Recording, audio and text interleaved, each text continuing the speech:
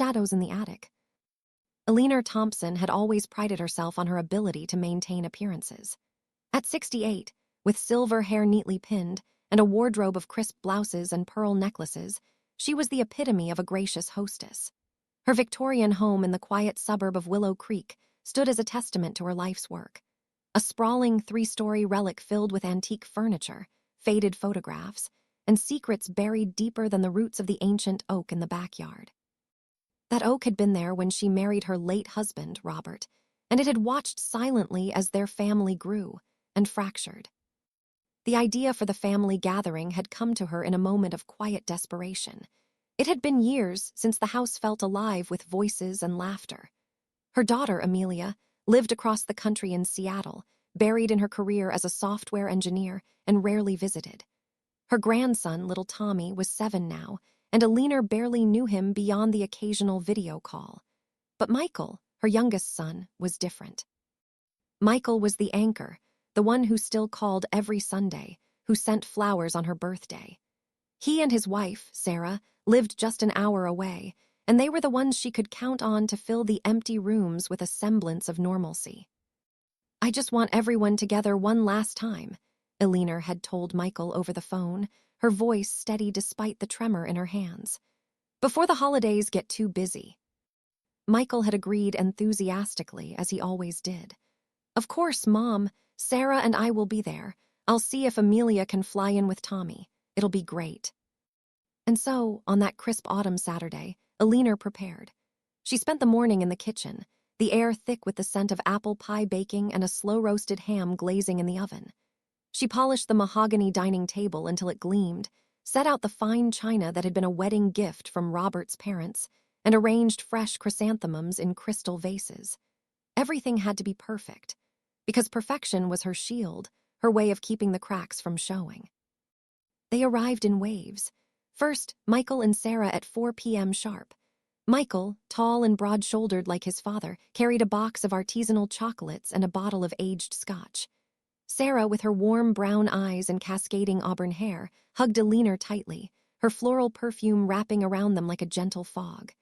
"The house looks beautiful, as always," Sarah said, her smile genuine but somehow too bright, too rehearsed. Eleanor had never fully warmed to Sarah. She was kind, yes, but there was an undercurrent of curiosity in her gaze, as if she were always searching for something unspoken.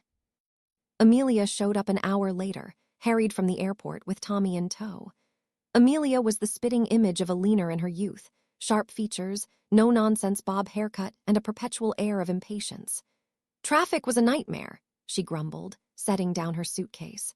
Tommy, shy and wide-eyed, clung to her leg, staring up at the high ceilings as if the house were a castle from one of his storybooks. The afternoon unfolded like a well-rehearsed play. They gathered in the living room, where a fire crackled in the hearth. Tommy played with an old set of wooden trains Eleanor had pulled from the attic, while the adults sipped tea and caught up. Amelia talked about her latest promotion, Michael shared stories from his law firm, and Sarah listened attentively, interjecting with thoughtful questions. Eleanor moved among them like a ghost, refilling cups and offering smiles, all while feeling the weight of the house pressing down on her. Dinner was served at 6:30. The ham was succulent, the mashed potatoes creamy, the green beans al dente. Conversation flowed easily, politics carefully skirted, the latest movies, Tommy's school adventures. But as the plates were cleared and Eleanor brought out the pie, she noticed something shift. Michael leaned close to Sarah, his lips brushing her ear as he whispered. Eleanor couldn't hear the words, but she saw Sarah's expression change, a flicker of surprise, then a slow nod. Her eyes darted toward the grand staircase that led to the upper floors. "Excuse me for a moment," Sarah said, pushing back her chair with a polite smile. "I need to freshen up." She headed not to the powder room off the kitchen, but up the stairs, her heels clicking softly on the polished wood. Eleanor watched her go, a knot forming in her stomach. The others didn't seem to notice. Amelia was regaling Michael with a story about a buggy software launch, and Tommy was doodling on a napkin. But Eleanor's mind raced. What had Michael said? Why upstairs?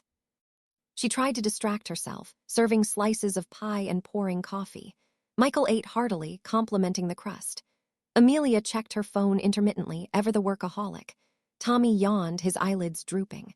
But Alina's ears strained for sounds from above. She heard the creak of floorboards, the faint thud of a door opening.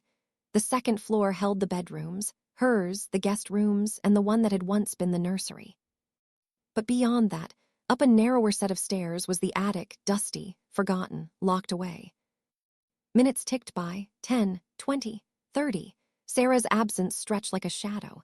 Alina excused herself to check on the dessert wine and slipped upstairs. Her heart hammered as she ascended, each step a reminder of her age, her frailty.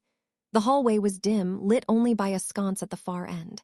She paused outside her bedroom door. It was closed, untouched. But further down the attic door, it was ajar, a sliver of light spilling out. She crept closer, her breath shallow.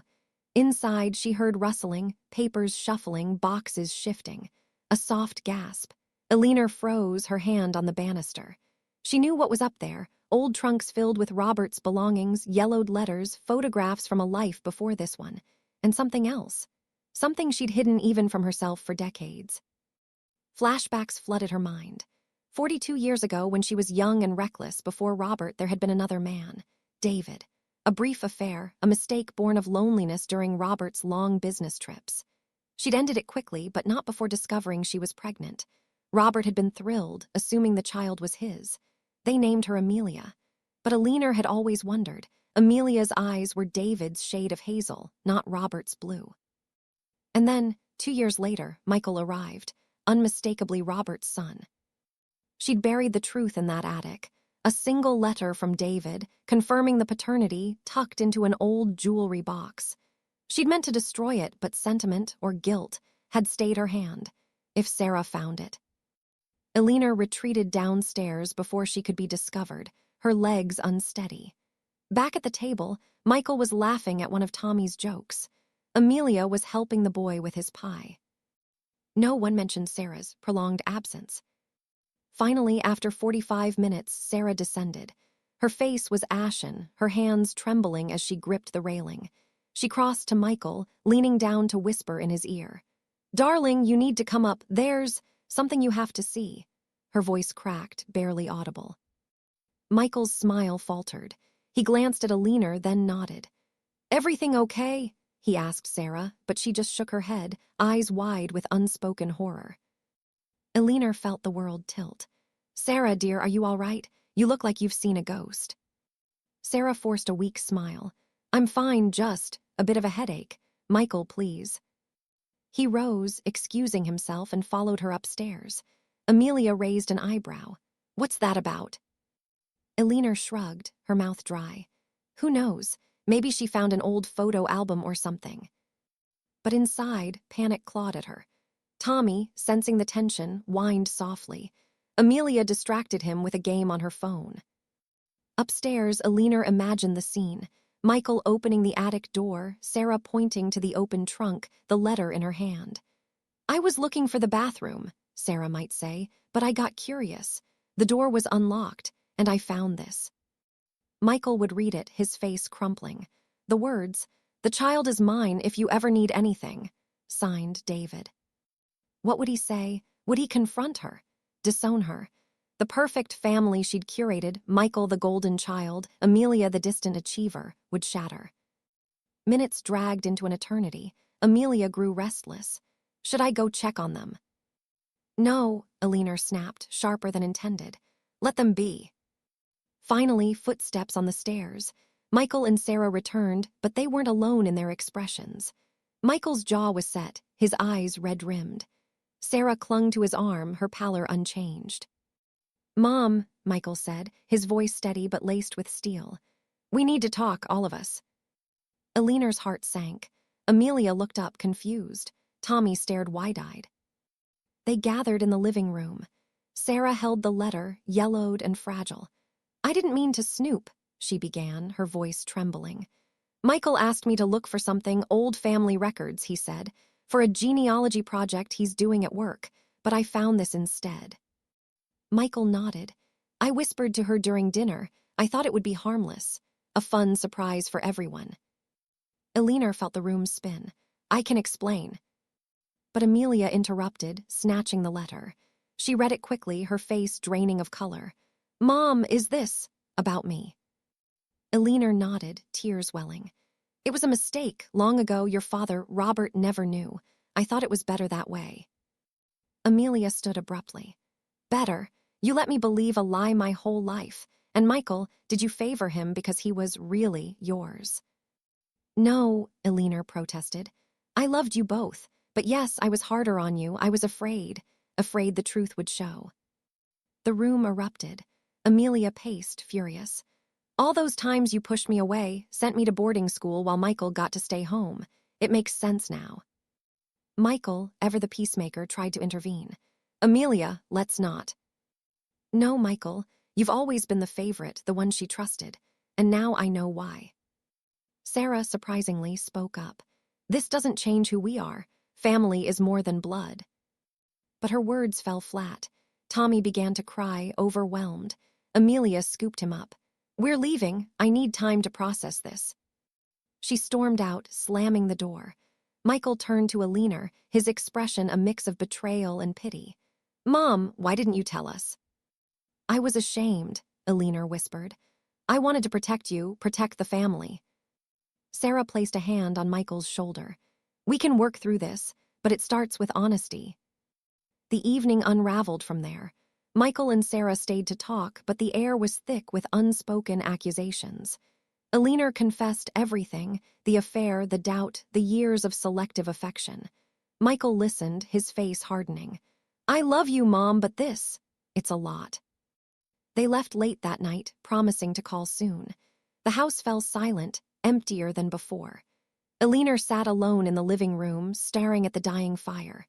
The perfect family had been an illusion, one she'd built on lies. Now, exposed, she wondered if they could rebuild, or if the shadows in the attic had claimed them all. In the weeks that followed, healing began slowly. Amelia called after a few days, angry but willing to talk. Therapy sessions were scheduled. Michael visited often, bridging the gap. Sarah, with her easy smiles, became the unexpected mediator, organizing family dinners where truths were shared like the meals themselves. Eleanor learned that control was an illusion, but love, real, flawed love, could endure. The big house, once a prison of secrets, became a space for reconciliation. And as winter set in with snow blanketing the oak outside, Eleanor felt, for the first time in years, a glimmer of true peace. Shadows of the forgotten. In the quiet suburb of Willow Creek, where manicured lawns hid the cracks in perfect families, Eleanor Hayes lived a life of meticulously crafted illusions. At 68, she was the epitome of grace. A retired schoolteacher with silver hair pinned in a neat bun, always dressed in pastel cardigans and pearl earrings. Her home was a two-story colonial, filled with the scent of fresh-baked cookies and the soft hum of classical music from her antique radio. Her daughter, Sophie, often joked that Eleanor's house was like a museum, everything in its place, no dust, no secrets. But secrets, like shadows, have a way of lengthening in the evening light. It started on a crisp autumn afternoon in October. Sophie, 35 and a successful architect, had driven over with her husband, Marcus, and their two young children, Lily and Max. They were there for a family dinner, one of Eleanor's famous pot roasts, complete with mashed potatoes and green beans from her garden. Sophie had been complaining about the clutter in her own home, especially the attic, which was overflowing with old toys and forgotten heirlooms. Mom, you have to teach me your ways, Sophie said, laughing as she helped set the table. Our house is a disaster zone. I swear, if I don't declutter soon, Marcus is going to divorce me. Marcus, a tall man with a kind smile and a beard that made him look like a professor, chuckled from the living room where he was playing blocks with the kids. It's true. Last week, I tripped over a box of old baby clothes and nearly broke my neck. Eleanor smiled warmly, stirring the gravy on the stove. Organization is key, dear. Everything has its place. Speaking of which, I have some old photo albums in the attic that might interest you. Family history and all that. The conversation flowed easily through dinner, filled with stories of the kids' school adventures and Marcus's latest project at the engineering firm. But as the evening wore on, Sophie mentioned needing a few extra blankets for the guest room back home. Their heater was on the fritz. Mom, Do you still have those quilts you made years ago? The ones with the floral patterns?" Alina paused, her fork midway to her mouth.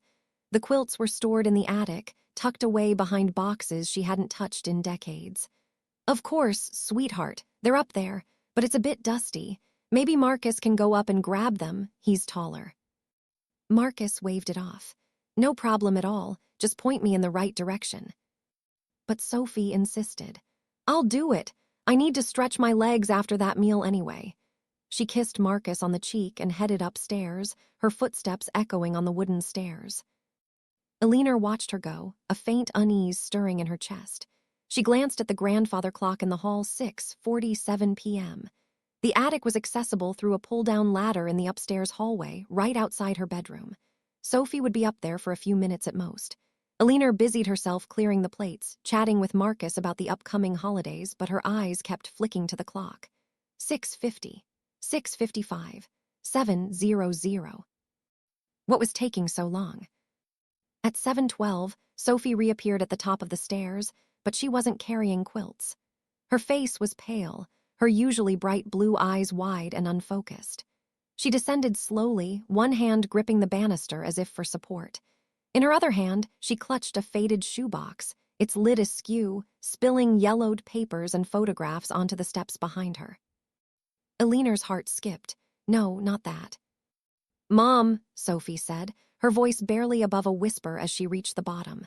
She didn't look at Alina. Instead, she turned to Marcus, who had stood up from the couch, sensing something was wrong. The kids, oblivious, continued playing in the corner. Marcus approached, frowning. "Soph, what's going on? You look like you've seen a ghost." Sophie thrust the box toward him. "Look at this, just look." Alina remained in the kitchen doorway, her hands twisting a dish towel into knots. She wanted to speak, to explain, but her throat was dry, the words evaporating like mist. Marcus took the box and pulled out a stack of documents, old hospital records, birth certificates, and a bundle of letters tied with a frayed ribbon. His brow furrowed as he scanned the top one. "This is a birth certificate for a baby named Amelia Hayes, born 40 years ago." He looked up at Sophie, then at Alina. "Who's Amelia?" Sophie finally met her mother's eyes, and in that gaze, Alina saw the fracture, a chasm opening between them. "Mom, tell me this is some kind of mistake. Tell me you didn't." The room fell silent except for the ticking clock. Lily and Max, sensing the tension, stopped their game and huddled closer to Marcus. Alina sank into a chair at the dining table, her legs giving way. "Amelia, she was your sister, Sophie, your older sister." Sophie's face crumpled. "Sister, what are you talking about? You've always said I was your only child. Dad said the same before he passed. No aunts, no uncles, no siblings, just us." Marcus, still rifling through the papers, pulled out a photograph, a grainy black and white image of a toddler with curly hair, sitting on a woman's lap. The woman was a younger Alina, her smile forced, her eyes distant. On the back in faded ink, "Amelia, age 2, 1985. I had to," Alina whispered, her voice trembling. "She wasn't like you, she was difficult." Sophie knelt down, picking up the scattered letters from the stairs. She opened one, her hands shaking. "Dear Mommy," she read aloud, her voice cracking. "I miss you. The nurses are nice, but I want to come home. Why can't I? Love, Amelia." The date was 1987. Marcus's face hardened. "An institution. You put a child in an institution." Alina nodded, tears streaming down her cheeks now. "She was born with challenges, developmental delays, they called it back then. Autism, maybe, or something else. The doctors weren't sure in those days. She didn't speak until she was 4. She had meltdowns, screaming fits that lasted hours. Your father and I, we were young, overwhelmed. We had you on the way, Sophie. We thought it was best for everyone." "Best," Sophie echoed, standing up abruptly. "You abandoned her. These letters, there are dozens. She wrote to you for years, begging to come home, and you never responded." Alina buried her face in her hands. "We visited at first, but it was so hard, seeing her there in that cold place with other children like her. Your father couldn't handle it, he started drinking more. And then when you were born, perfect and healthy, we just moved on. We told ourselves she was better off with professionals. Marcus set the box on the table and pulled out more documents, transfer papers, medical evaluations. It says here she was diagnosed with mild intellectual disability and anxiety. Nothing about being violent or unmanageable. Therapy recommendations. Family counseling, but you just left her. The accusation hung in the air like smoke. Sophie paced the room, her breath coming in short gasps. Where is she now, Mom? Is she still alive? Did you even check? Elinor hesitated, the weight of 40 years pressing down.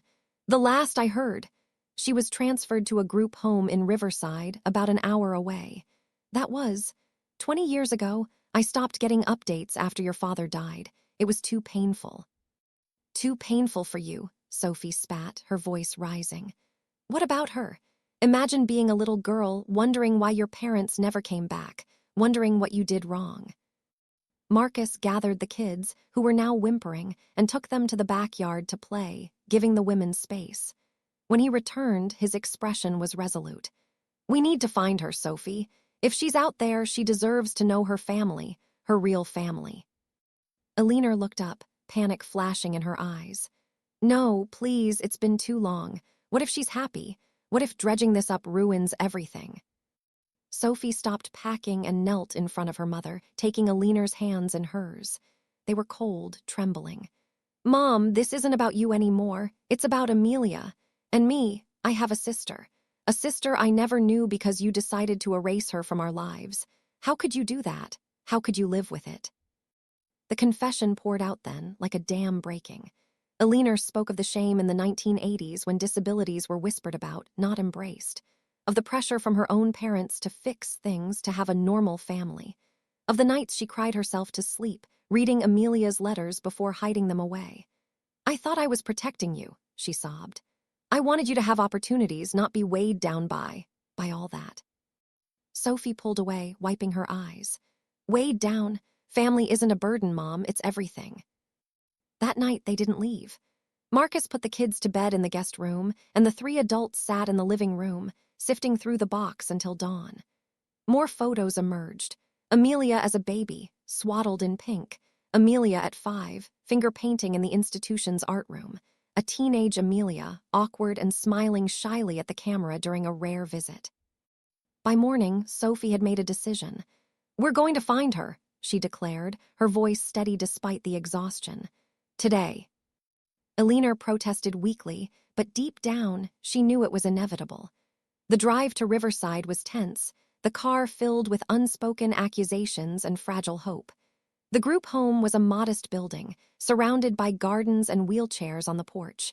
A kind administrator, Ms. Rivera, greeted them. Amelia Hayes, oh yes, she's been with us for years. She's 42 now. Works part-time at the local library shelving books. Loves puzzles and gardening. Elinor's heart pounded as they were led to a sunny common room. There she was, Amelia, sitting by a window, piecing together a jigsaw of a mountain landscape. Her hair was streaked with gray, her face lined but soft, with the same blue eyes as Sophie's. Amelia, Ms. Rivera said gently, you have visitors. Amelia looked up, confusion flickering across her features. Then recognition dawned as she saw Elinor. Mommy, she whispered, the word childlike, heartbreaking. Elinor collapsed into a chair, sobbing. Sophie approached slowly, tears in her own eyes. Hi, Amelia, I'm Sophie, I'm your sister. Amelia's face lit up with a tentative smile. Sister, I always wanted a sister. The reunion was messy, filled with apologies, explanations, and awkward silences. Amelia spoke haltingly, sharing fragments of her life. The loneliness of the early years, the friends she'd made, the small joys she'd found. She didn't harbor anger, perhaps she couldn't, or perhaps time had softened the edges. But the pain was there, etched in her quiet demeanor. In the weeks that followed, the family began to heal. Sophie visited Amelia regularly, bringing Lily and Max to play. Marcus helped set up a room in their home for weekend stays. Elinor, racked with guilt, started therapy, confronting the choices she'd made. It wasn't easy, trust had been shattered, bonds strained, but slowly, piece by piece, like Amelia's puzzles, they rebuilt. Elinor learned that secrets don't bury the past, they poisoned the present. And in the end, family wasn't about perfection. It was about facing the shadows together, no matter how long they'd been hidden. Shadows of the forgotten. In the quiet suburb of Willow Creek, where manicured lawns hid the fractures of ordinary lives, lived Margaret Hayes, a widow of 68 whose days were filled with the mundane rituals of retirement, tending her rose garden, attending church socials, and hosting her daughter Sarah for Sunday dinners. Margaret had always projected an image of quiet grace, a woman who had raised her family with unwavering devotion after her husband Robert's death from a heart attack 20 years ago. But beneath that facade lay a secret that had festered like an untreated wound, one that threatened to unravel everything when it finally burst open. It started on a crisp autumn afternoon in 2025. Sarah, now 45 and a successful lawyer married to her high school sweetheart, Tom, had come over to help Margaret sort through the attic. The old Victorian house was cluttered with decades of accumulated belongings, and Sarah insisted it was time to declutter. "Mom, you can't keep everything forever," Sarah had said with a laugh, pulling down dusty boxes labeled with faded marker scribbles. They were knee-deep in old photo albums and forgotten holiday decorations when Sarah unearthed a locked metal trunk tucked behind a stack of yellowed newspapers. "What's this, Mom?" she asked, wiping away cobwebs. Margaret froze, her face draining of color. "Oh, that's nothing. Just some old junk from your father's side of the family. Let's leave it be." But Sarah, ever the persistent one, jiggled the lock.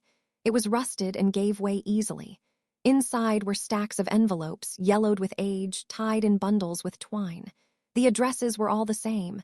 To Margaret Hayes from Pine Ridge Residential Center. Sarah pulled one out, her brow furrowing. "Pine Ridge, isn't that some kind of facility for people with disabilities?" Margaret snatched the letter back, her hands trembling. "Sarah, please put it away." But it was too late. Sarah had already opened one. The handwriting was looping and careful, like that of someone who had taken great pains to form each word. "Dear Mom, it's been another year. The doctors say I'm doing better with my therapy. I miss you and Dad. Do you think I could come home for Christmas? Love, Daniel." Sarah's eyes widened. "Daniel? Who is Daniel, Mom?" She rifled through more letters, dates spanning from the 1980s to the early 2000s. Drawings accompanied some simple sketches of birds, mountains, a family holding hands. "Mom, what is this? You have a son." "Another son." Margaret sank to the floor, her back against the wall. The attic felt suffocating, the air thick with dust and regret. He was your brother, older than you by 3 years. Daniel was born with severe autism and intellectual disabilities. Back then, in the 70s, we didn't know what to do. Your father and I. We were young, overwhelmed. The doctors said he'd never live a normal life, that he'd be a burden. So we placed him in Pine Ridge when he was 8. We told everyone he had died in a car accident. It was easier that way. For you, for us. Sarah staggered back, the letters fluttering to the floor like fallen leaves. "Easier? You lied to me my whole life. I grew up thinking I was an only child. And Daniel, he's alive, all these letters. He was writing to you, begging to see you." Tom, who had been downstairs fixing a leaky faucet, heard the commotion and rushed up. He found Sarah in tears, clutching a bundle of envelopes and Margaret looking like a ghost. "What's going on?" he demanded. Sarah thrust a letter at him. "My mother has been hiding a brother from me for over 40 years. Daniel. He's in some institution, and she's ignored him all this time." Tom read the letter, his face hardening. "Margaret, how could you? This is unforgivable." Margaret's voice was a whisper. "I thought I was protecting Sarah, giving her a normal childhood. Daniel was difficult, violent sometimes. He needed constant care. We couldn't afford it, and Robert, he couldn't handle it. We visited at first, but then it hurt too much, so we stopped. The letters kept coming, but I couldn't face them. I hid them away." Sarah shook her head, her voice breaking. "Protecting me? You robbed me of a brother, and him. God, what about him? Alone in that place, wondering why his family abandoned him." She gathered the letters into her arms, holding them close. "Tom and I are going there tomorrow. We're finding Daniel." Tom nodded solemnly. "And Margaret, you stay here. I don't think Sarah wants you anywhere near this until we figure out the truth." They left the attic, the door slamming behind them. Margaret was left alone amid the chaos of opened boxes, the air heavy with the scent of old paper and betrayal. She didn't move for hours, staring at the scattered letters. That night, sleep evaded her. She wandered the house, memories flooding back like a tidal wave. Daniel as a toddler, his laughter echoing through the halls before the diagnoses came. The fights with Robert about what to do. The day they drove him to Pine Ridge, his small hand clutching hers until the nurses pried him away. She had cried then, but buried it deep, building a new life on the foundation of that lie. In the kitchen at dawn, she brewed tea with unsteady hands, spilling hot water across the counter. The house, once a sanctuary, now felt like a mausoleum. Sarah had been her pride, her perfect child. The one who excelled in school, married well, built a career. But now that perfection was shattered, revealing the rot beneath. The phone rang at 8 a.m. It was Sarah, her tone clipped. "We're heading to Pine Ridge now. Just so you know, I'm not dropping this. Daniel deserves better." Margaret stammered, "Sarah, please, let me explain." "No explanations," Sarah interrupted. "You've had 40 years for that." Click. Margaret paced the empty rooms, her mind racing. She entered Sarah's old bedroom, filled with trophies and diplomas. Then the guest room, sterile and unused. Finally, she approached the door at the end of the hall, Daniel's room. Locked for decades, the key hidden in her jewelry box. With a deep breath, she retrieved it and turned the handle. The room was a time capsule. Blue walls faded to gray, a twin bed with a spaceship comforter, posters of dinosaurs curling at the edges. On the shelf, toy cars gathered dust. She sat on the bed, the springs creaking, and picked up a photo album from the nightstand. Flipping through, she saw Daniel's smiling face, gap-toothed grins, birthday cakes, family outings before everything changed. Tears blurred her vision. "What have I done?" she whispered. Hours later, another call came from an unknown number. "Mrs. Hayes, this is Detective Alina Ramirez. Your daughter Sarah hired me to look into Daniel Hayes. I have information." Margaret's heart pounded. "Is he alive?" "Yes, ma'am. He's 48 now, still at Pine Ridge. Stable physically, but his mental health. Well, it's been a long road." "No visitors until today. Your daughter and son-in-law stopped by. Records show he tried contacting you repeatedly. Calls, letters, even drawings sent back unopened." Margaret collapsed into a chair. I couldn't face it." The detective's voice softened slightly. "Ma'am, he never stopped hopping. That's what the staff said." She hung up, sobs racking her body. For the first time in years, she allowed the grief to consume her. No more walls, no more pretense. At sunset, Sarah and Tom returned.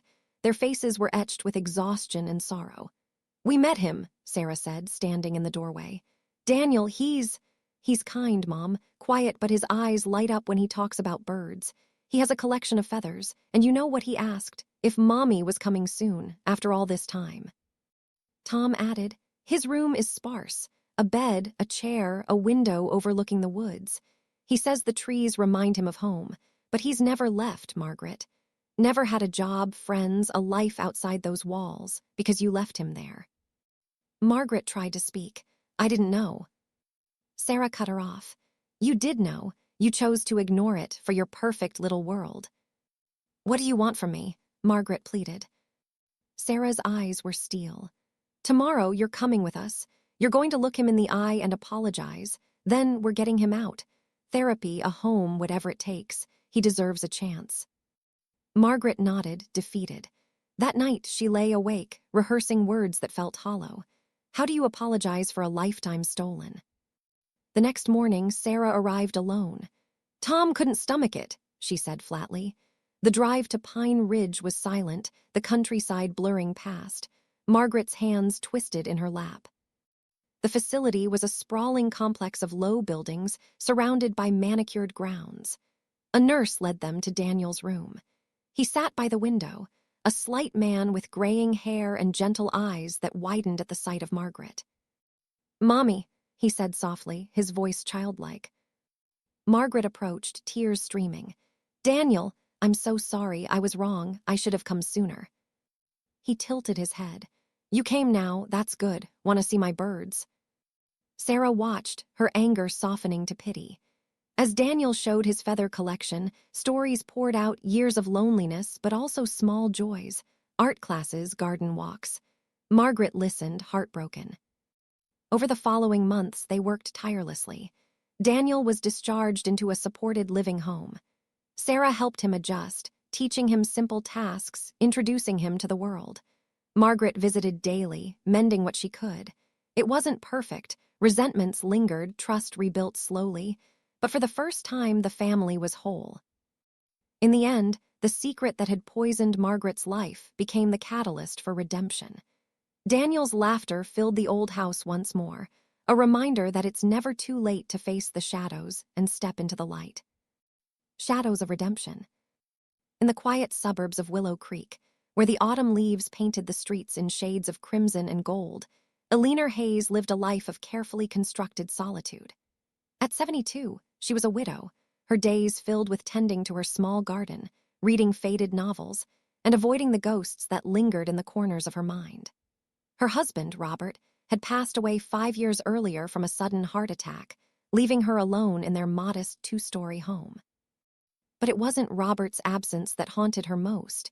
It was the memory of her daughter, Lydia, whom she had left behind decades ago. It all began in the turbulent year of 1982. Eleanor was a young mother then, overwhelmed by the demands of life. Her husband worked long hours at the factory, and their only child, Lydia, then 14, had begun showing signs of deep emotional turmoil.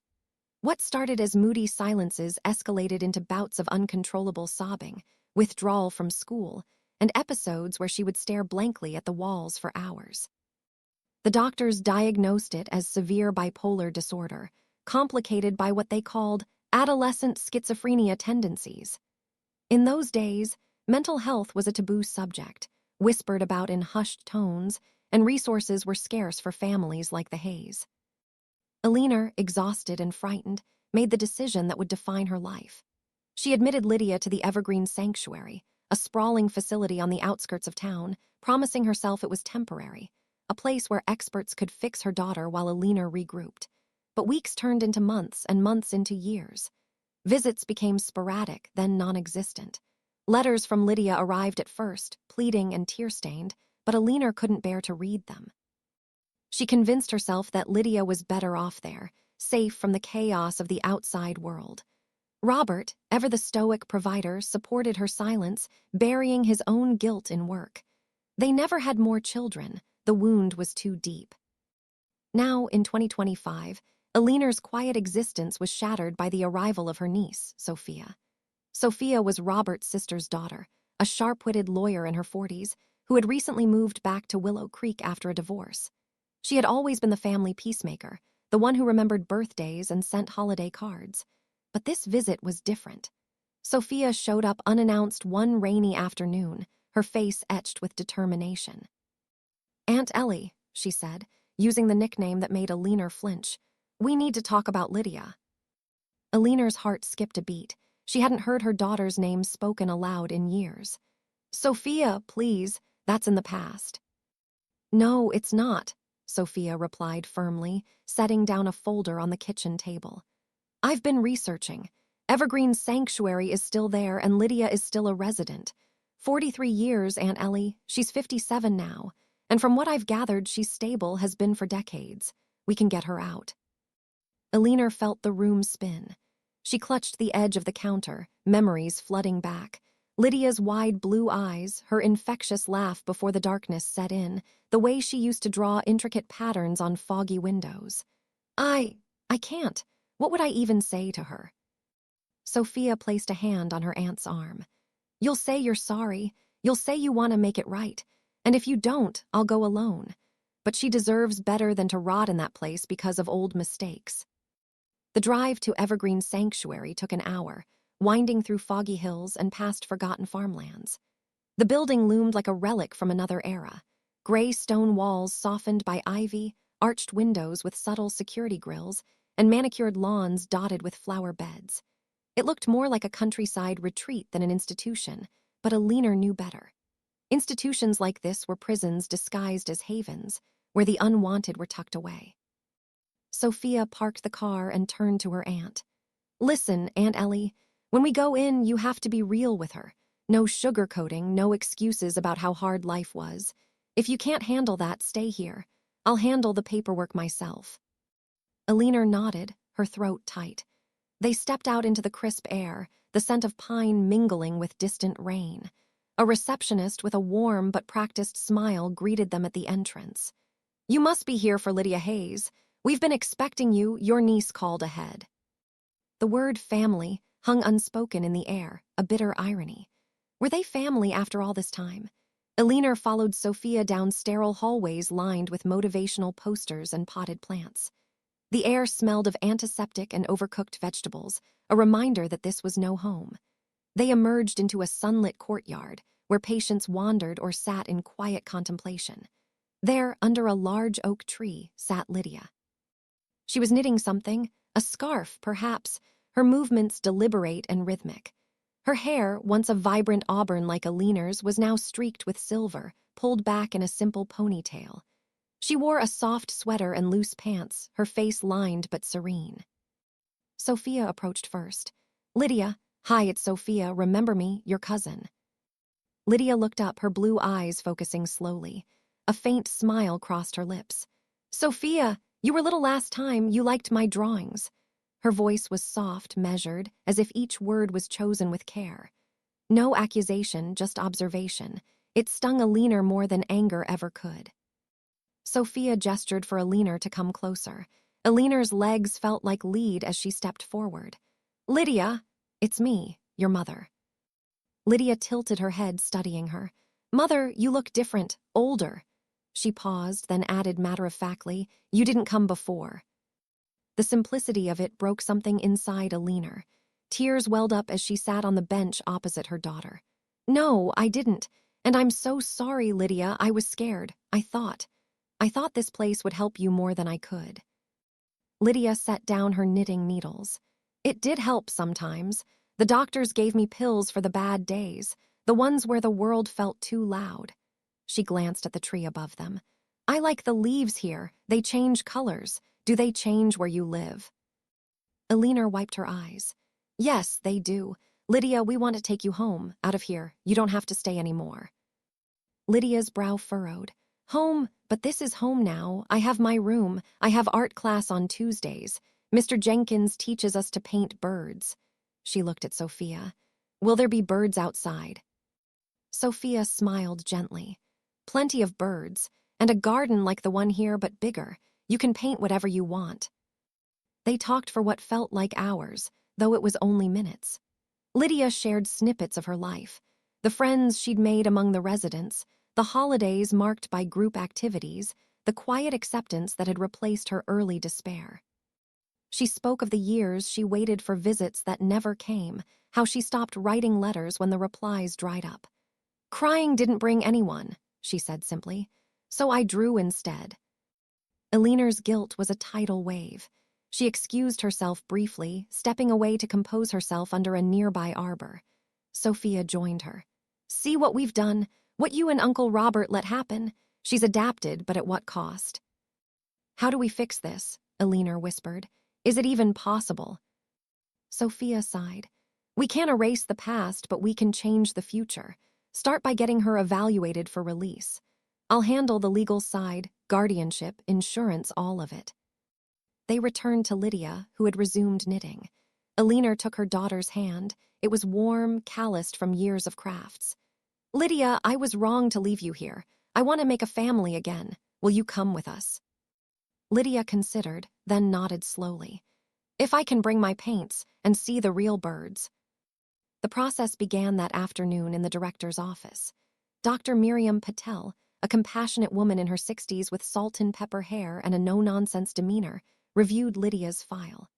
"Admitted at 14 for bipolar disorder with psychotic features," she read aloud. "Early progress was promising. Medication stabilized her moods by year 3. We recommended discharge multiple times in the 90s, but there was no family follow-up." Alina felt the weight of those words. "I ignored it all," she admitted, voice breaking. "I was ashamed, afraid." Dr. Patel leaned back. "Lydia has thrived in structure here. She's independent in daily tasks, participates in therapy, and her episodes are rare and manageable with meds. But she could have lived independently years ago with support. She outlined the steps: a full psychiatric assessment, 2 weeks, a transition plan including housing, therapy, and social services. Sophia took notes furiously, already planning to convert her guest room into Lydia's space. Over the next weeks, Alina visited daily. At first, the conversations were awkward, Lydia recounting institutional routines, Alina sharing mundane details of her life. But gradually, bonds reformed.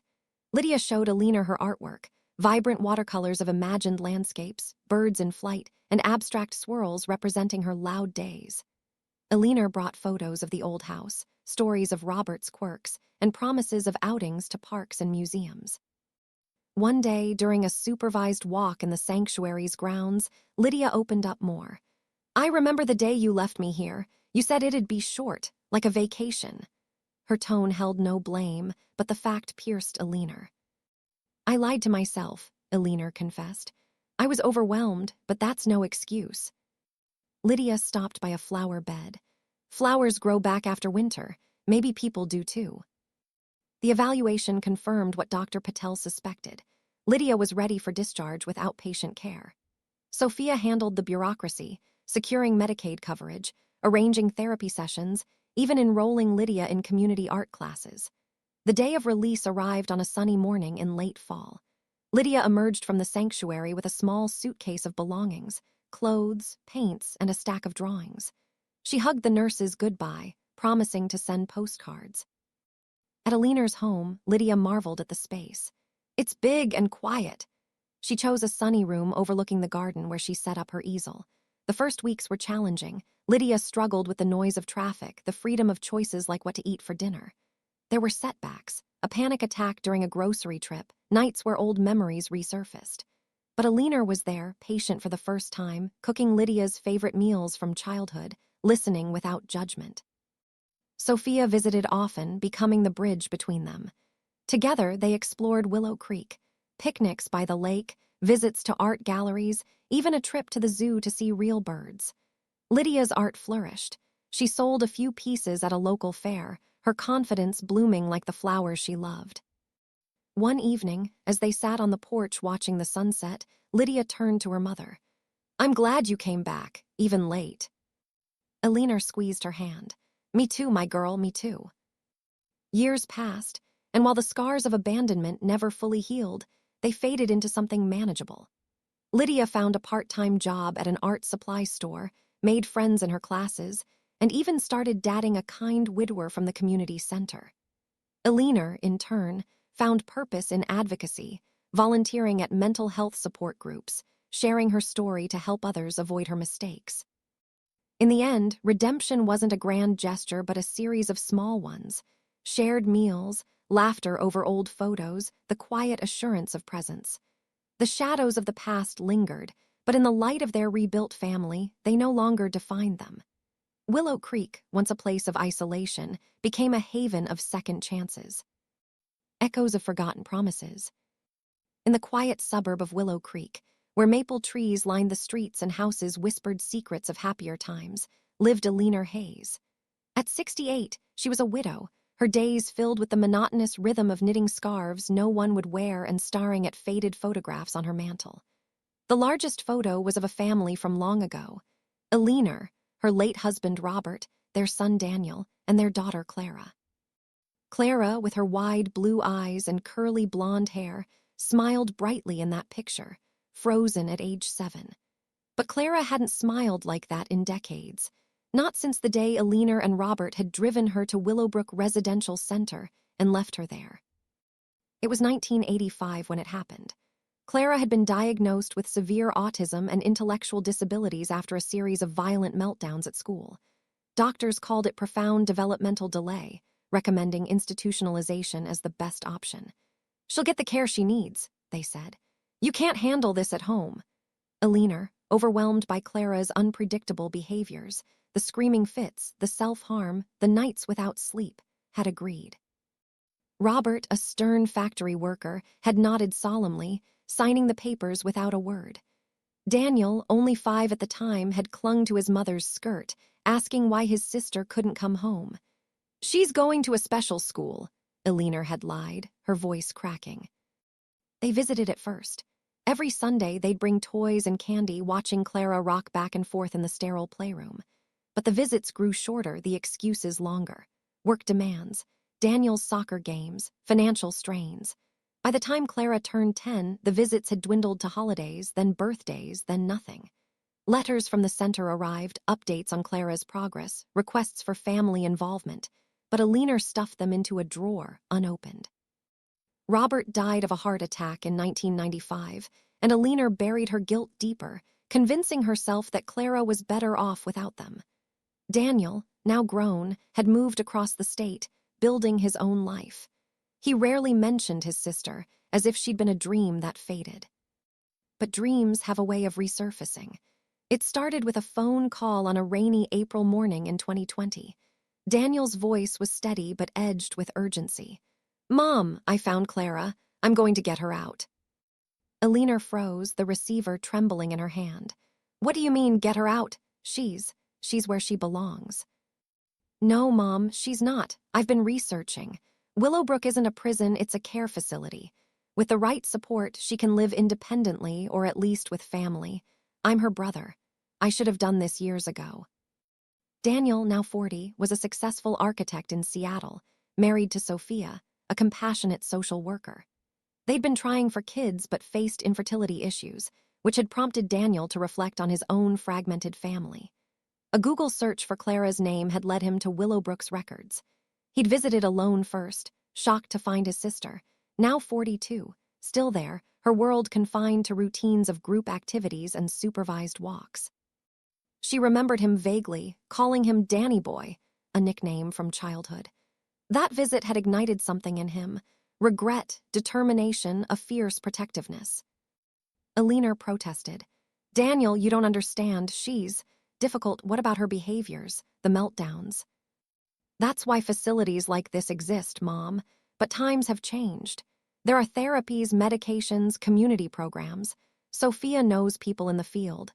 We're doing this." Reluctantly, Elinor agreed to join him on the next visit. The drive to Willowbrook was 3 hours of tense silence, the highway blurring through Elinor's tear-streaked window. When they arrived, the center loomed like a forgotten relic, gray buildings surrounded by chain-link fences, softened only by overgrown gardens. Dr. Lydia Grant, the director, met them in her office, a no-nonsense woman in her 50s with sharp glasses and a clipboard. "Clara Hayes," Dr. Grant said, flipping through files. "She's been with us since '85. Stable condition, no major incidents in years. She participates in art therapy, loves puzzles, but family reintegration, that's a big step. We'll need evaluations, psychological, medical, and a guardian." Daniel leaned forward. "I'll be her guardian. My wife Sophia and I have a spare room. We'll handle everything." Dr. Grant eyed Elinor. "And you, Mrs. Hayes, what's your involvement?" Elinor's throat tightened. She hadn't seen Clara in over 30 years. I'll support however I can." The director nodded skeptically. "Clara will need therapy to adjust. The world outside is noisy, fast-paced. She's adapted to structure here. Sudden changes could trigger regressions." They moved to the garden, where Clara sat on a wooden bench, assembling a jigsaw puzzle of a serene lake. She was plump now, her once curly hair straight and graying, pulled into a ponytail. Her movements were deliberate, almost mechanical. A nurse, Maria, a warm Latina woman in her 40s with a gentle laugh, sat nearby, offering encouragement. "Clara, your family is here," Maria said, standing. "This is your brother Daniel and your mom." Clara looked up, her eyes widening. "Danny boy, you came back." Daniel knelt, his voice choking. "Yeah, sis, I came back, and I'm not leaving without you this time." Elinor hovered behind, her heart pounding. Clara glanced at her, tilting her head. "Mommy, you look old." The words stung, but Elinor forced a smile. "Yes, sweetheart, we all got older. I'm sorry it's been so long." Clara returned to her puzzle, fitting a piece with a satisfying click. "Puzzle is lake, calm, no waves." Maria smiled. "Clara loves puzzles. They help her focus. She's one of the kindest residents, always shares her snacks." Over the next hour, Daniel talked animatedly about his home. The backyard with flowers, the quiet neighborhood, the puzzles they'd do together. Clara listened, occasionally repeating phrases like backyard flowers with a nod. Alina watched in silence, guilt gnawing at her. How had she let this happen? Clara's simple joy in a puzzle piece highlighted the life Alina had denied her, a life of family dinners, holidays, everyday wonders. As they left, Clara waved awkwardly. "Come tomorrow, puzzle not done." "We'll come," Daniel promised. In the car, Daniel's grip on the wheel tightened. "She remembers us, Mom, after all this time. How could we just leave her?" Alina whispered, "I thought it was best, your father and I, we were scared." "Scared, she was a kid, we were her family." His voice softened. "But we're fixing it now, you have to be part of this for her." The visits became daily. Sophia joined on the second day, bringing a photo album of their home. "This is your room, Clara. We painted it blue, like the sky." Clara touched the photos. "Blue sky, no rain." Sophia laughed. "Sometimes rain, but we'll have umbrellas." Dr. Grant arranged therapy sessions. A psychologist, Dr. Patel, met with Clara, using pictures and simple questions to gauge her readiness. "She's anxious about change," he reported, "but resilient. With support, she'll thrive." Alina found herself opening up during these visits. One afternoon, in Clara's room, a sparse space with a twin bed, a dresser, and stacks of completed puzzles, she spotted a shoebox under the bed. "What's this?" she asked.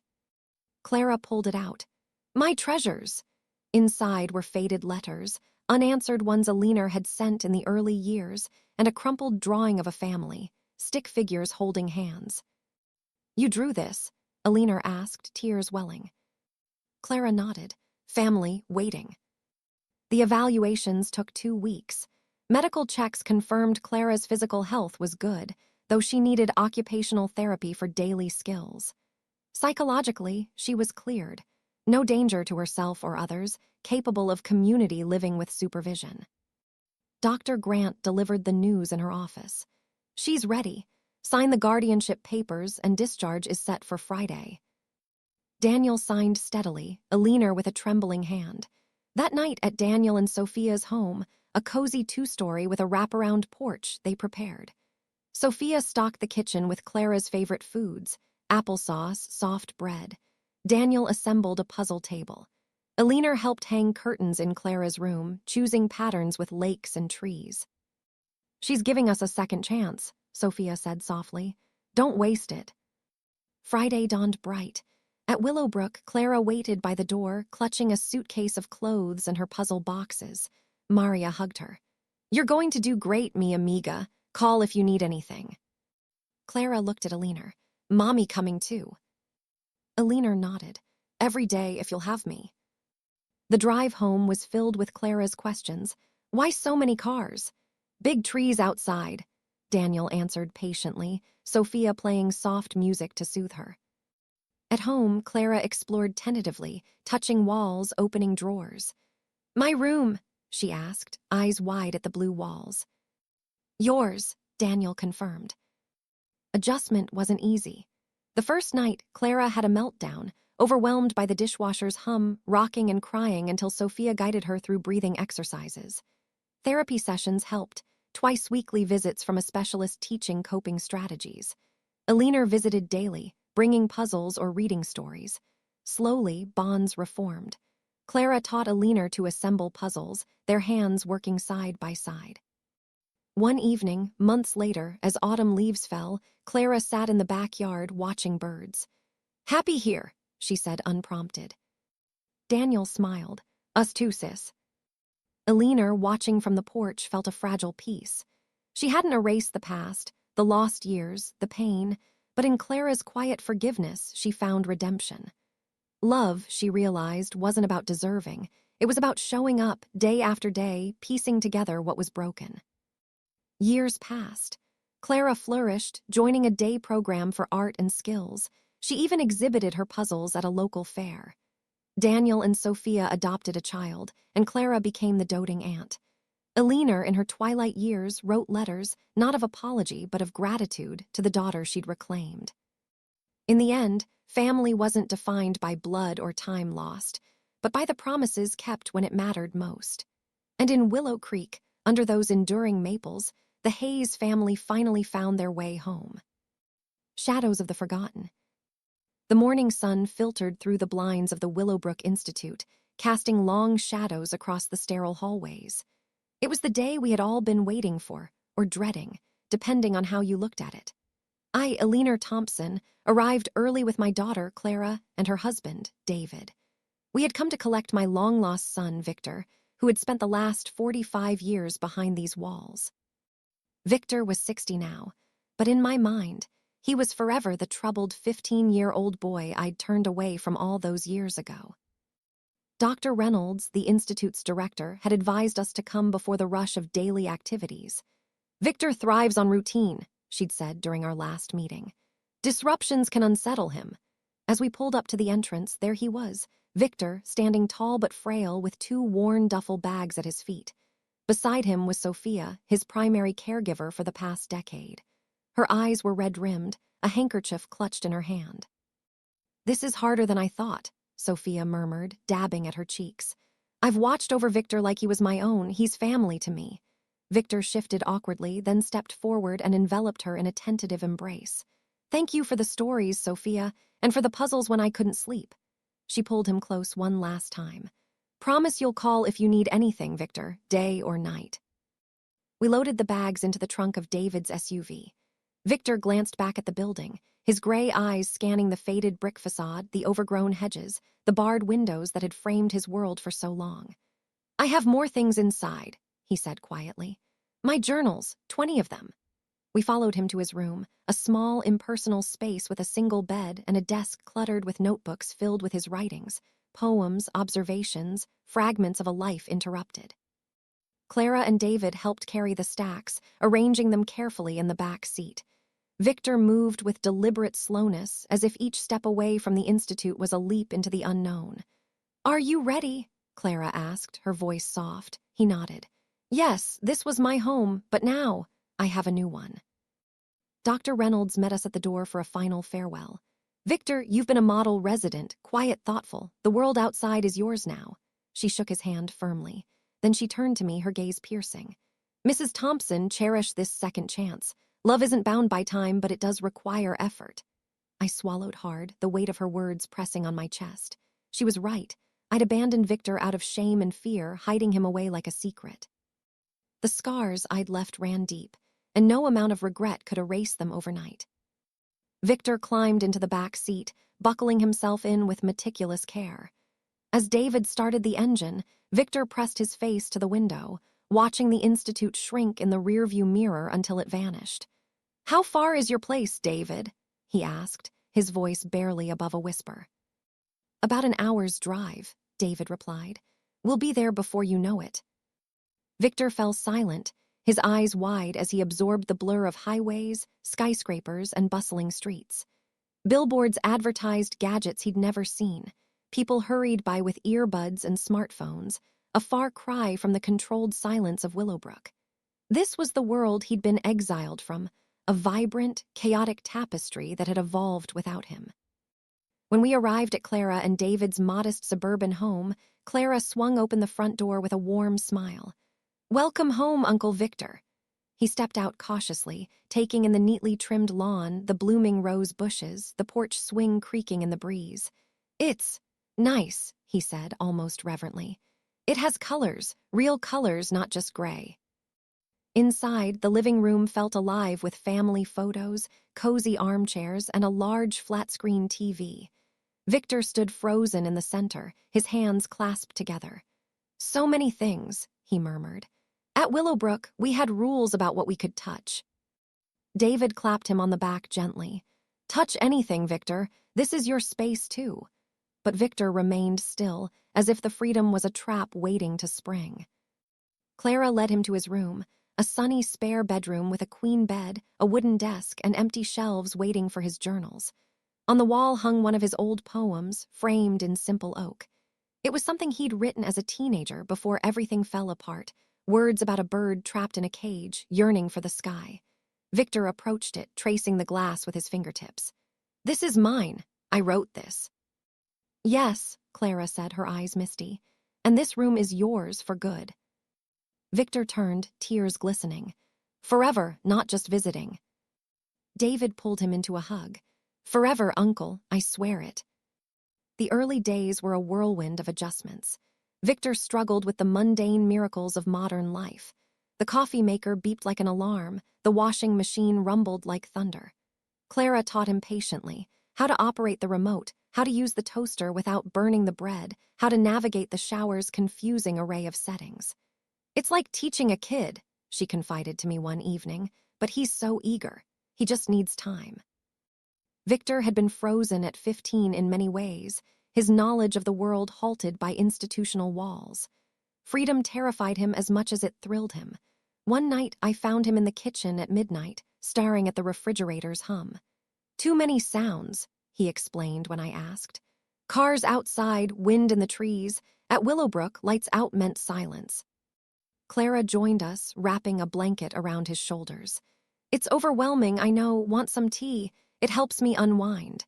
He nodded, and as we sipped in the dim light, he whispered, Is this real? Will I wake up back there?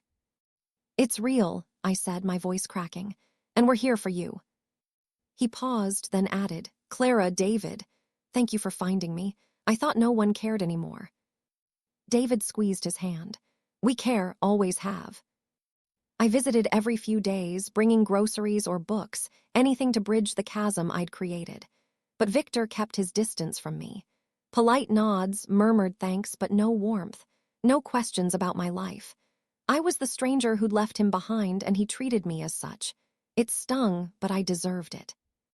One afternoon, as David mowed the lawn, I sat with Victor on the porch. He was jotting in a journal, his pen flying across the page. What are you writing? I asked tentatively. A story about a man who finds a door to a new world, he replied, not looking up. Like me. I hesitated. May I sit closer? He shrugged. Sure. Silence stretched between us. Finally, I gathered my courage. Victor, I know words can't fix what I did. Abandoning you, it was cowardice. I was ashamed, scared of judgment, but I regret it every waking moment. He set down his pen. Why didn't you visit? Was I bad? The question gutted me. No, Victor, you were perfect. It was me, my failures, my fears. I hid you away instead of fighting for you. Unforgivable. He stared at his hands. I waited, years, thought you were gone, dead maybe. Then I realized, you just didn't want me, that hurt worst. Tears streamed down my face. I'm sorry, so profoundly sorry. He sighed. I wished I was normal, like Clara, not the problem child. I took his hand. You are exactly who you should be. I failed you, but if you'll let me, I'll try to be the mother you deserved. He met my eyes like mine, deep blue and haunted. Okay, try. Dr. Lena, the therapist, arrived a week later. A kind woman in her 50s with a soothing presence, she specialized in reintegration. After her session with Victor, she sat with us. He's resilient, but he's built walls to survive isolation. Now he must dismantle them. Start small, outings, choices, routines with flexibility. We followed her advice. Breathing exercises for his panic attacks, simple tasks to build confidence, like choosing dinner menus. 2 weeks in, Clara took him to the nearby botanical garden. I tagged along. Victor marveled at the flowers, the butterflies, the winding paths. So much green, he said. Willowbrook had a yard, but this is alive. We picnicked under an oak tree. He fed breadcrumbs to sparrows, laughing as they hopped closer. They're brave, he observed, not afraid of me. On the drive home, he chattered animatedly. I want to go again, and maybe see the ocean someday. David grinned. We'll make a list. Ocean, museums, whatever you dream of. That evening, over pasta, Victor asked, How old am I really? I feel stuck at 15, but my reflection, it's an old man. Clara touched his arm. You're 60, but age is just a number. You've got time to catch up. I want to learn, he said firmly. Drive a car, read books, live. We'll help, I promised. A month passed. Victor grew bolder, venturing to the grocery store, learning to text on his new phone. Clara organized a family dinner, just us four with grilled chicken and pie. During dessert, David presented a gift, a tablet. For reading, watching shows, the world's at your fingertips. Victor held it like treasure. I can learn anything. Anything, Clara affirmed. His birthday loomed May 5th, his 61st. We'd missed so many, this one would be special. We decorated stealthily, blue balloons, a banner reading, Happy Birthday, Victor. A custom cake with vanilla layers and fresh berries. When he descended the stairs, he gasped, For me. All for you, David said, hugging him. We sang, ate, laughed.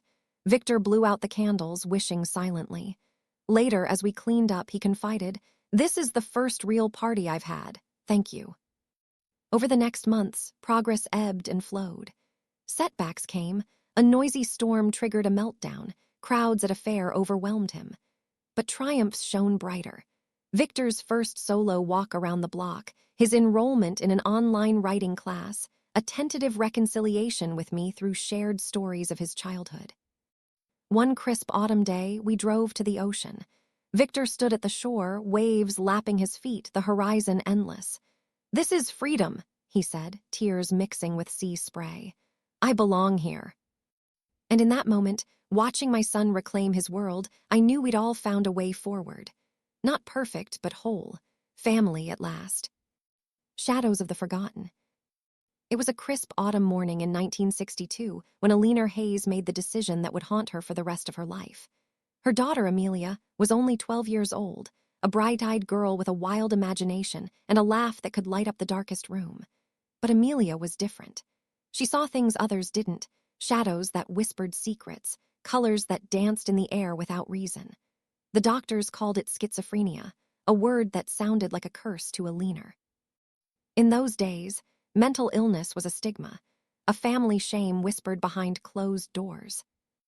Alina's husband, Thomas, had died in a car accident 2 years earlier, leaving her alone with Amelia and her younger son, Benjamin, who was just 8. Benjamin was normal, as Alina often reminded herself, active, outgoing, the kind of boy who made friends easily and never caused trouble. Amelia, on the other hand, had episodes, screaming at invisible tormentors, drawing frantic pictures of monsters that she swore were real. The neighbors talked. Alina's job at the local library was at risk. I can't do this anymore, she confessed to her sister one night over tea. She's pulling us all under. The Willow Creek Sanitarium was a sprawling estate on the outskirts of town, with manicured lawns and iron gates that promised safety and care. Alina drove Amelia there on a rainy afternoon, her hands trembling on the steering wheel. Amelia clutched her favorite sketchbook, filled with vibrant drawings of imaginary worlds. "Mommy, why are we going away?" she asked, her voice small and confused. "It's just for a little while, sweetheart," Alina lied, her throat tight. "To help you feel better." She signed the papers with a numb hand, watching as nurses in starched uniforms led Amelia away. The girl's last look back, wide eyes full of betrayal, seared into Alina's memory like a brand. For the first 40 years, Alina built a wall around that memory. She focused on Benjamin, who grew into a successful architect, married a kind woman named Sophie, and had 2 children of his own. Alina remarried briefly to a quiet accountant named Harold, but the marriage crumbled under the weight of her unspoken guilt. She volunteered at church, tended her garden, and convinced herself that Amelia was better off at Willow Creek. Visits. She made a few in the beginning, but each one was torture. Amelia's accusations, her pleas to come home. Eventually, the visits stopped. Letters arrived sporadically, filled with Amelia's drawings and fragmented thoughts, but Alina tucked them away in a drawer, unopened. Benjamin knew about his sister, of course. As a child, he'd asked why Amelia never came home. "She's sick, Ben," Alina would say, changing the subject. As an adult, he pressed harder. "Mom, we should bring her back. Medicine has changed. There are treatments now." But Alina resisted. "It's too late," she'd snap. "She's institutionalized. She wouldn't know how to live out here." The turning point came on a sweltering July day in 2002, when Amelia turned 52. A letter arrived from Willow Creek, not from Amelia, but from Dr. Miriam Voss, the new head psychiatrist. "Dear Mrs. Hayes," it read, "due to recent policy changes and advancements in mental health care, We are reevaluating long-term patients for potential release. Amelia has shown remarkable stability with modern medications. She expresses a strong desire to reconnect with her family. We recommend a trial discharge. Eleanor stared at the letter for hours, her coffee growing cold. That night, she called Benjamin. "Your sister. She might be coming home." Benjamin didn't hesitate. "I'll handle it, Mom. We'll get her out." The release process was a whirlwind of paperwork, evaluations, and therapy sessions. Amelia emerged from Willow Creek a frail woman with silver-streaked hair and eyes that still held a spark of that childhood wonder. She carried a suitcase of clothes and a portfolio bursting with drawings, decades of art created in isolation. Benjamin picked her up, Sophie by his side. "Amelia, I'm Ben, your brother." Amelia blinked, then smiled tentatively. "Benny, you grew up." They brought her to Benjamin's home in the suburbs, a cozy house with a backyard garden and rooms for the grandkids. Eleanor arrived later, her heart pounding. Amelia stood in the living room, touching the curtains as if they might vanish. "Mom," she said softly, no anger in her voice, just quiet recognition. Eleanor burst into tears. "I'm so sorry, Amelia. I was wrong. I was scared." The first weeks were a delicate dance. Amelia slept in the guest room, waking from nightmares of locked doors and echoing hallways. She marveled at simple things, the hum of a refrigerator, the freedom to walk outside without permission. Benjamin and Sophie were patient, teaching her to use a microwave, a cell phone, the bus. "Take it slow, Aunt Amelia," Sophie's daughter, Lily, said one day, handing her a crayon. At 10 years old, Lily reminded Amelia of her younger self. They drew together, colorful worlds spilling onto paper. Eleanor's visits were awkward at first. She'd bring groceries or books, sitting stiffly on the couch while Amelia sketched. "Do you hate me?"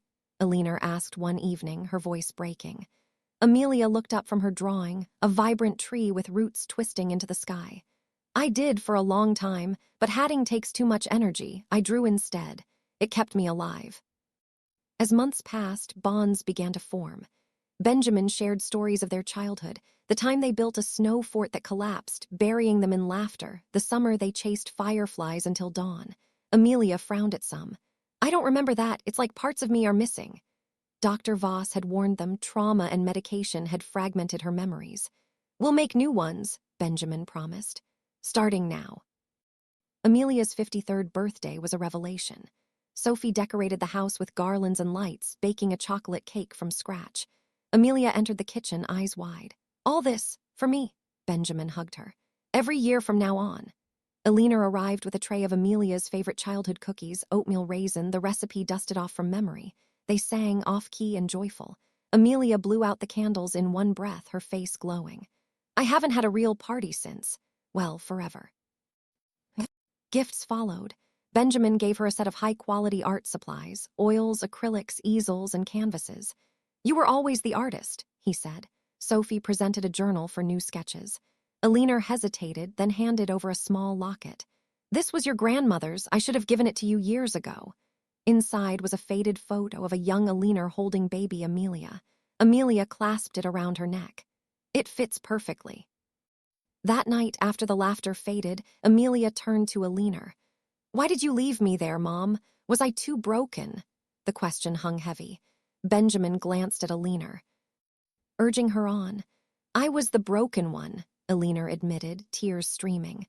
"I was grieving your father, overwhelmed, ashamed. I thought I was protecting Benjamin and myself, but I was just a coward. I failed you."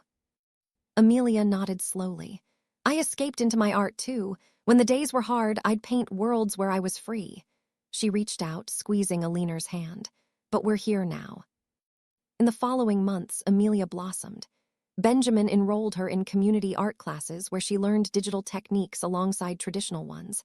The instructor, a gentle woman named Clara, became a mentor. "Your work has depth," Clara told her. "It's like you've lived 1,000 lives." Amelia made her first friend there, Marcus, a retired veteran who painted abstract emotions. "Coffee after class?" he asked one day. Amelia hesitated, then agreed. "I'd like that." Eleanor visited more often, cooking meals and listening to Amelia's stories from Willow Creek, not the horrors but the small kindnesses. A nurse who smuggled in extra paper, a fellow patient who taught her to knit. They walked in the park, Amelia pointing out birds and clouds that inspired her art. "I missed this," Amelia said once. "The sky without bars." One spring day, Amelia asked to visit Willow Creek. "I need to say goodbye properly." Alina drove the familiar road stirring old ghosts. They met Dr. Voss, who embraced Amelia. "You've come so far." Amelia showed photos of her new life, paintings, family dinners, coffee with Marcus. "I'm free now," she said. Dr. Voss turned to Alina sternly. "Cherish this second chance, not everyone gets one." Back home, Amelia was reflective. "I dreamed of leaving but never believed it. Now I have a brother, a family. It's enough." By summer, Amelia's art gained notice. Clara organized a group exhibition at a local cafe. Amelia selected pieces, ethereal landscapes, shadowy figures emerging into light. Titled Echoes of Silence, they drew a crowd. A young couple bought one for $150. "Your work speaks to me," the woman said. Amelia beamed. "It speaks for me." Therapy continued with Dr. Voss. In a family session, she addressed the scars. "Amelia's trauma lingers. Forgiveness doesn't erase it." To Benjamin, "Don't smother her with protection." They discussed independence, an apartment nearby. Amelia pondered, then agreed. "My own space, like a real person." They found a sunny studio apartment overlooking a river, perfect for painting. Moving day was bittersweet. Boxes of art supplies, a new bed, family helping. "This is mine," Amelia whispered, hanging a drawing on the wall. Alina visited weekly, sharing coffee and conversations. "I'm happy, Mom," Amelia said one afternoon. "Art friends you all of it," Alina wept. "I love you, always have." Amelia smiled. "Love is messy, but it's ours." A year later, Amelia's solo show opened at a gallery. Critics praised her raw, resilient vision. She sold half her pieces, donating proceeds to mental health charities. Marcus proposed over coffee. She said yes, a quiet wedding planned. Alina, now in her 80s, found peace in the fragments. The past lingered, but today mattered. Love, she learned, demands courage, action over fear, presence over absence. In Amelia's light, the shadows faded, one brushstroke at a time.